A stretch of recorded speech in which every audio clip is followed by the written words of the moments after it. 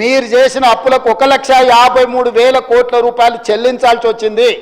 రాబోయే 45 నెలలు, ఇప్పుడు 15 నెలలు అయిపోయింది, 60 నెలలకు మేము ప్రభుత్వాన్ని ఏర్పాటు చేస్తే యావరేజ్గా ప్రతి నెల 10,000 కోట్ల రూపాయలు ఎఫ్ఆర్బిఎం పరిధిలో కానీ, కార్పొరేషన్ల పరిధిలో కానీ, కార్పొరేషన్లు తిరిగి చెల్లించే పరిధిలో కానీ, ఈ 4 రకాల అప్పులల్లా ప్రతి నెల 10,000 కోట్ల రూపాయలు అప్పు తెచ్చి వాళ్ళు చేసిన తప్పులకు పాయమాలు కట్టినాం అధ్యక్ష.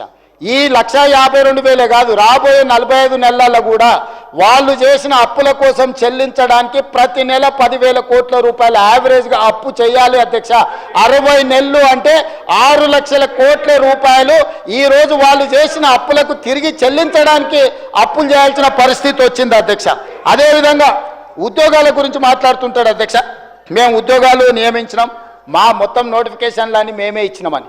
మీరు నోటిఫికేషన్లు ఎప్పుడెప్పుడు ఇచ్చినో మొత్తం ఉన్నాయి అధ్యక్ష. ఒక 2-3 చెప్తా అధ్యక్ష.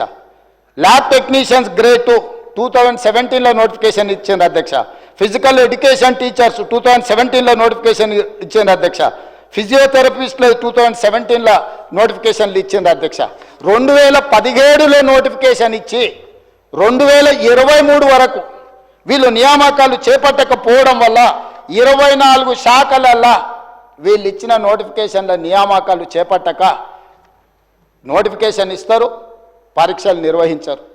పరీక్షలు నిర్వహిస్తారు, కోర్టుల కేసులు వేపించి స్టేలు తీసుకొస్తారు. ఈ రకంగా వాళ్ళు, వాళ్ళ కుటుంబం, వాళ్ళ ఉద్యోగాలు ఎన్నికల్లో ప్రజలు తిరస్కరించిన కారుణ్య నియామకాల పేరు మీద ఎమ్మెల్సీలు లేకపోతే ప్లానింగ్ కమిషన్లు వైస్ చైర్మన్లు వాళ్ళ కుటుంబ సభ్యులకు అందరికీ కారుణ్య నియామకాలు చేసుకున్నారు అధ్యక్ష. ప్రజలు తిరస్కరి